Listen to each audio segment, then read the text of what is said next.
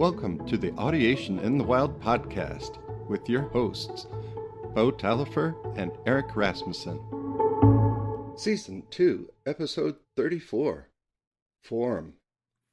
Okay, Eric, we're going to have a conversation about form, which is, I think, a mysterious thing to learn how to audiate form and how to teach audiation of form, because this is something I notice when I'm around really good musicians, especially when you watch people improvising and composing. They really are able to audiate form, and audiating form gives you such a big advantage when improvising melodies, knowing when something's appropriate, knowing how to jam in harmonic substitutions. And it's really something that's necessary to be, I don't know if you want to use the term complete musician, but it's an essential skill that we need.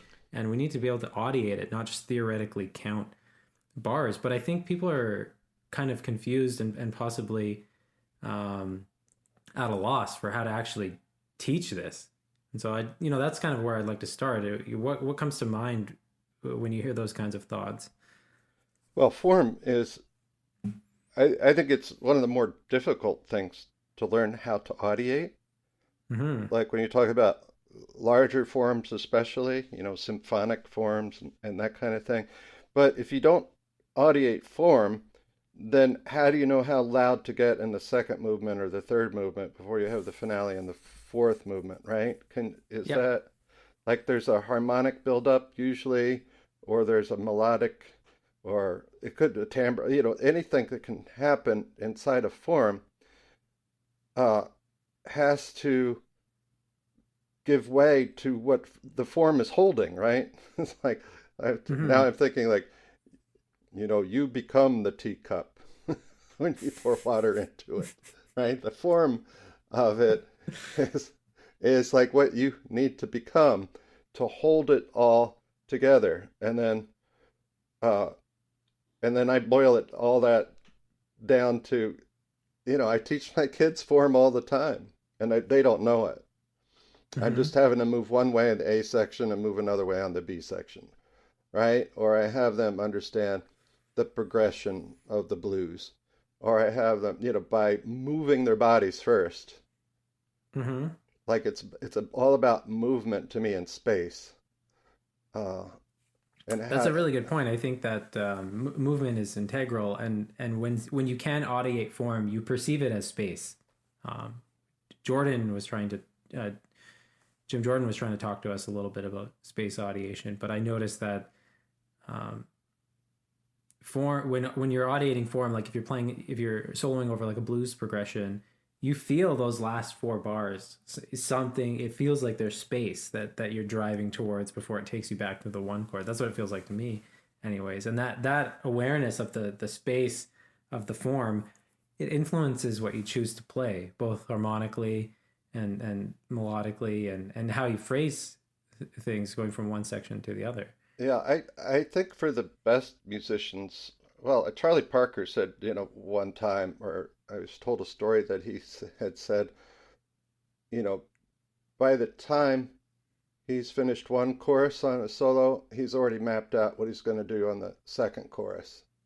Like, so he's audiating form at the level of, maybe in a macro beat, he's got a chorus going on in his head, or something to that effect, right? Like when I hear a blues, I know when those last four bars are coming, the turnaround or whatever the group's going to use, and it's like you're not waiting, you're already there in it before you're there.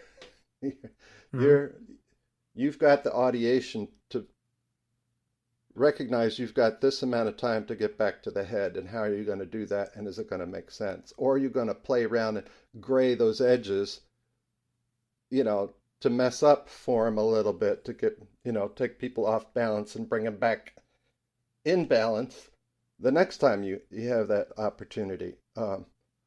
Hitting a change earlier than is on the bar line, or later than is on the bar line, those kinds of things. You can do that really not without taking into account the other changes around that and the form, right? You have to come Yeah. back and always be aware of the form.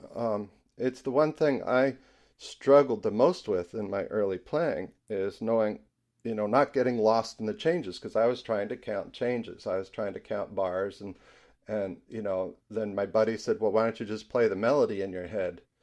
And I'm like, "Oh, I can't do that either." Right? Yeah. And so Yeah. so what do you do to develop form? Well, you should be able to hold that melody somehow or Yeah, so you're starting to get at this line of thought that I went through the other day, uh, while I've been going over what form is and how you teach form. But what's interesting about form, if you look at it in the sense of using sameness and differences, or using, you know, learning through induction, being able to audiate what form is. Form is not dependent on melody. It's not dependent on rhythm patterns. It's not dependent on um, harmonic. harmonic progression. Yep. So what's weird is you can teach someone what form is by using any of those three vehicles, but it's something that's beyond those three. So for example, I could play you a blues Yeah, progression. yeah. I can play the harmonic functions, and if you sing the bass lines and hear the harmony enough, and even play it on an instrument, you can learn to extract the 12 bar form out of that.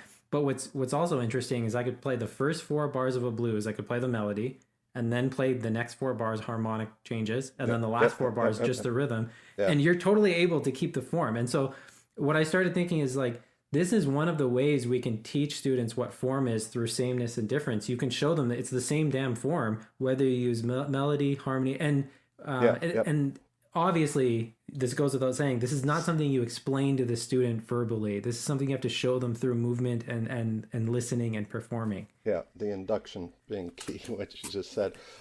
Um, and style though, at the same time, like style, like you're staying in the same style, so that's wedded to the rhythmic component of form.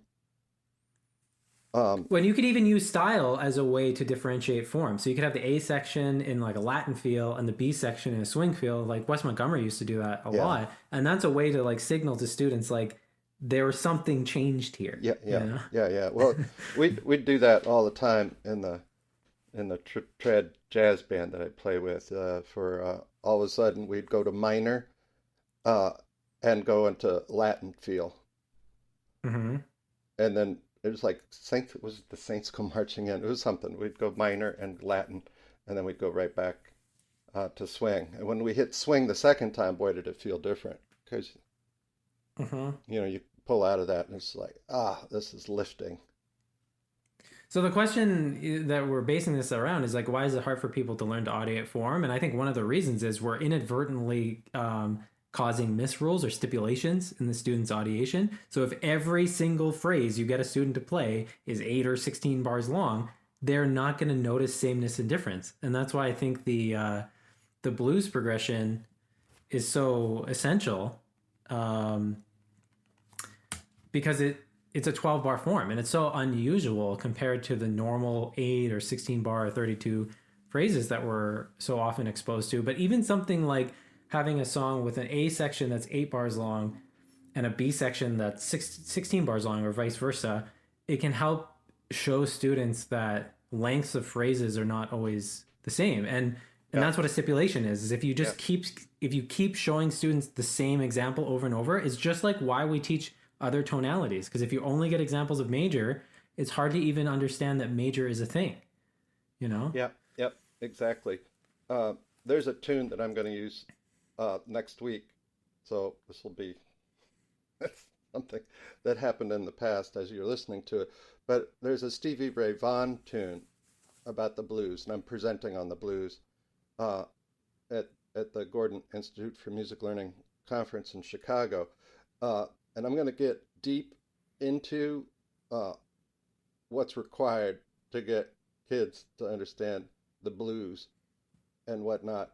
But what I'm going to do is play this tune that has an 8 bar blues, right?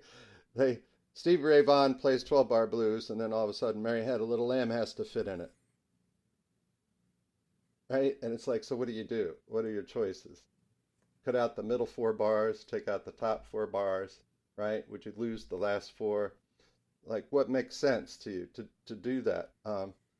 And it's like, what did Stevie Ray Vaughan do? Well, he did the same thing Buddy Guy did, because Buddy Guy uh, uh, did the same tune, although it's titled differently. Hmm. Um, Mary had a little lamb, fleeces white as snow, yeah.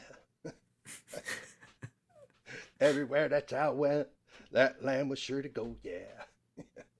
Right? And it's like Buddy Guy kept the whole tune in 8 bars, and Stevie Ray Vaughan took it and did 12 at the beginning and 12 at the end. I have to go back and listen to Oh, the Buddy cool. Guy, but it's like, you know, he totally ripped off the tune. And it's so great because that jazz and, well, blues community is all about, what's mine is yours and what's yours is mine. Yeah, I mean, that's why I like hip hop so much. Is it's like a sampling mentality. The idea is to take something from someone else and transform it, and augment it and contort it, and then put it in another use. And I love that. I think that's so fun. Yeah, totally. And so another way you can highlight sameness and difference is assuming you're teaching songs that have different lengths of sections, 8 bars, 16 bar, 12 bar blues, and then you have different section lengths within a same song. Another way that you can show sameness of form is use the same song but change the tonality, because what happens is, or change the harmonic functions. If you do Mary Had a Little Lamb and you change all the 5 chords to tritone subs, people can see like, hey, the chords changed, but something about the song didn't change. What didn't change? Well, the form didn't change, and Yeah. that so it's a way you can highlight sameness. And again, this goes without saying. You need to give people examples so they make those conclusions with their audiation, not with their intellect. Yeah. Um, because the Yeah. intellectual realization of that is profoundly useless on the bandstand. Yeah. So changing that 12 bar blues form to 8, right? Or keep the 12 bar blues form and change something else. Or the thrill is gone Hmm. is minor blues, right? So it's not 5-4-1 at the end. It's flat 6-5-1 Which is really in common, minor. actually. Yeah, Yeah, and it's a cool sound. but that's just so famous, um, that tune. And really, all you really need to do is have children listen to it. It's not hard. Just listen and listen and listen. I have a blues playlist. I'll I'll I'll put it in the show notes. It's not extensive, but it's plenty for my kids. Hmm. Gets into the rhythm and blues. A lot of good stuff. Detroit blues. Ray Charles.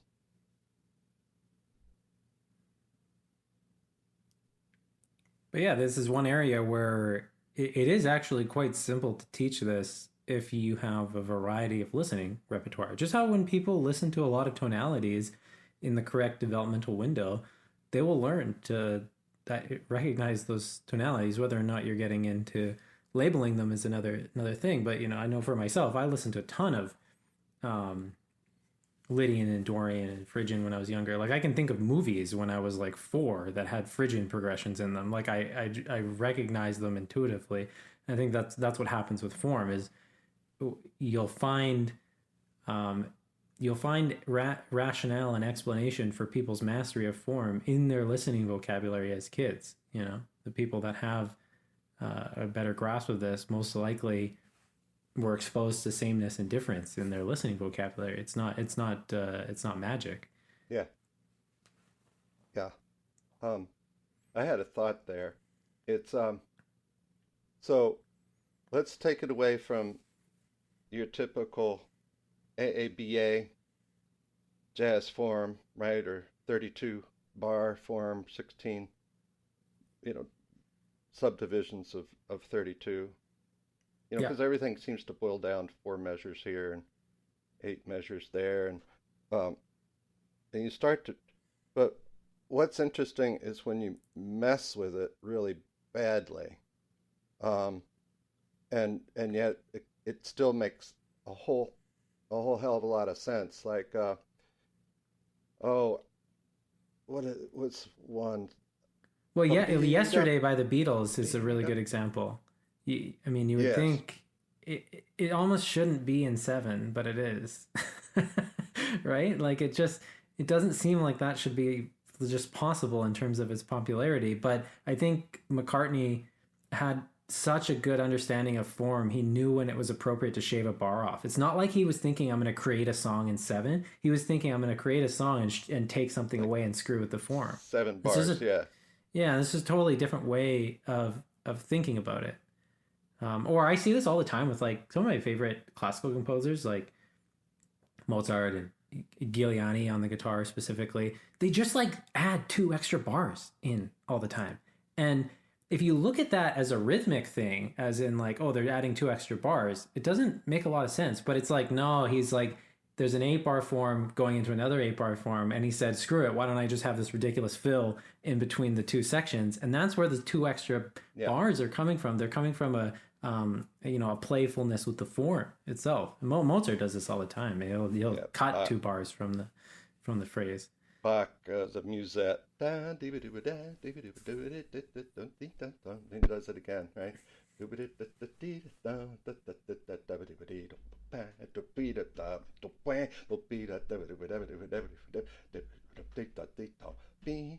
It's just a weird B there, you Mm-hmm. know? Mm-hmm. And that's cool. Or here's another example of where when you have AA, typically the ending of the second A is some kind of difference in the melody that takes you into the B section. But you know you're audiating form well, where when you improvise melodies, they naturally have, however you want to call it, the sentence and period structure, where you have a theme and then you have a little sprinkle variation and then you come back to the theme and then you have a different variation. That shows that someone's really audiating the form well if they're able to improvise while while keeping that online. Yeah. Another example for me is that I love teaching the kids, and the kids really caught on to it, was the overture to Candide. I don't know if I'm familiar with that. I probably The recognize.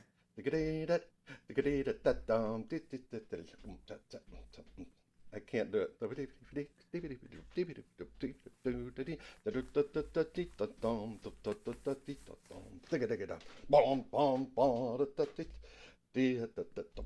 I'm jumping around all over it, but it's really it's Bernstein going Yeah. nuts, and totally the kids love it. Mm-hmm. Um, and it's one way for them to feel, the changes that are happening, not changes like harmonic changes, the change that's happening formally, why this section is here, and all of a sudden it's smooth as glass, right? I call it swimming in chocolate. Ah, dee da dee da da dee dum bum dee, ya da dee da da dee dum bum dee, ya da dee da da da dee bum bum ba dee da dee da da dee dum. Then it repeats, but eventually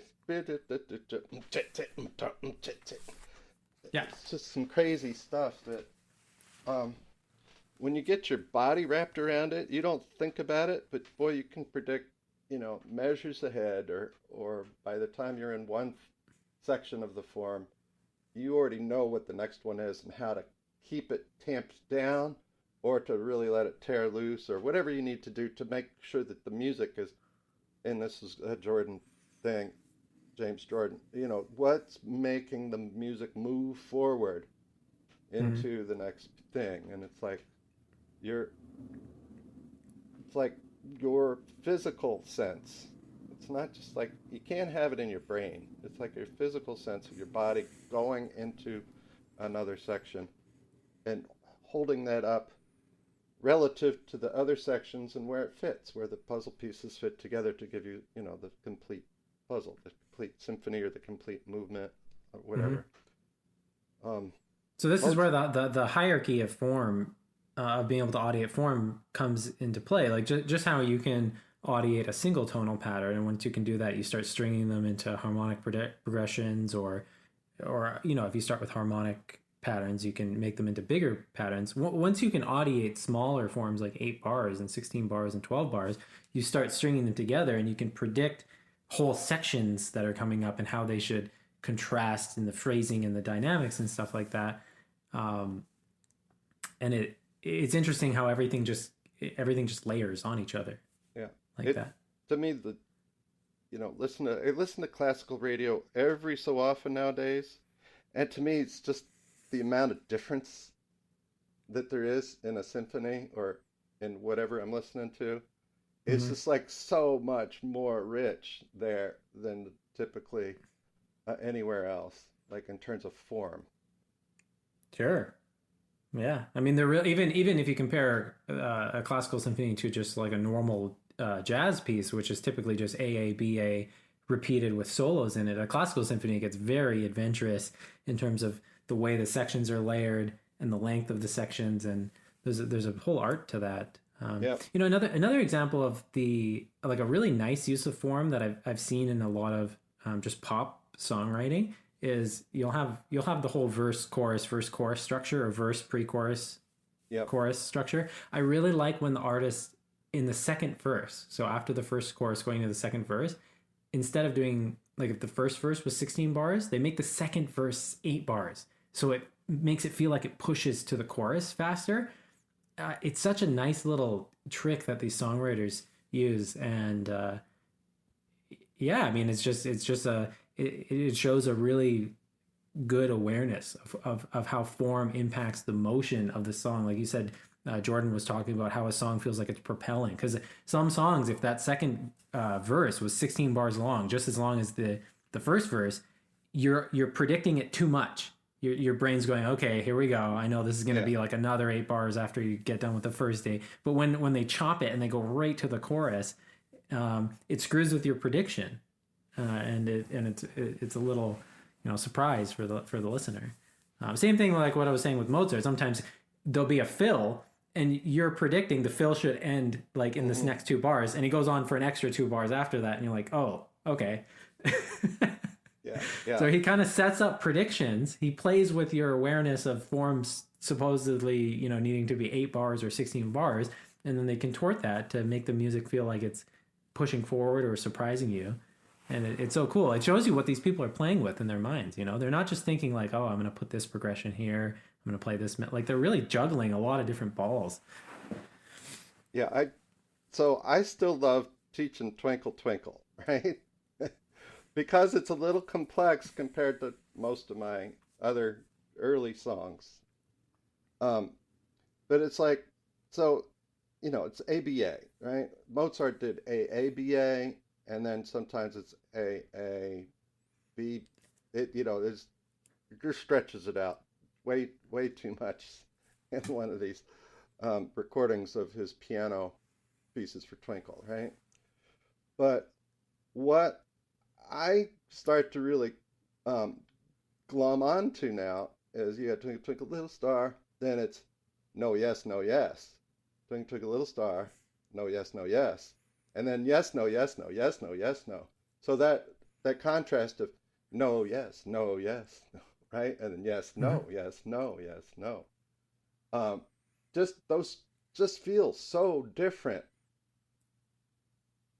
and that's Mm-hmm. what makes it I guess Well, so even if you look at the popular. form, like you're saying, Twinkle looks simple when you go it's A B A, like in the normal way that people sing it. But if you look at how long the phrase lengths are, the first phrase is you can call it four Hmm. blocks long. The B section is actually a repetition of two little phrases, so Hmm. that he's even within that. It's not like there's an A melody and then the B melody is the same length, and then the B melody is half the length, and it's Yep. repeated twice, and so it's really like A tiny B A, and it's one of the reasons it's an interesting song. And it's actually compared to a lot of the other early like nursery rhyme songs, it's complex in that way. Like the harmonic Yeah. progression of Twinkle is ridiculous.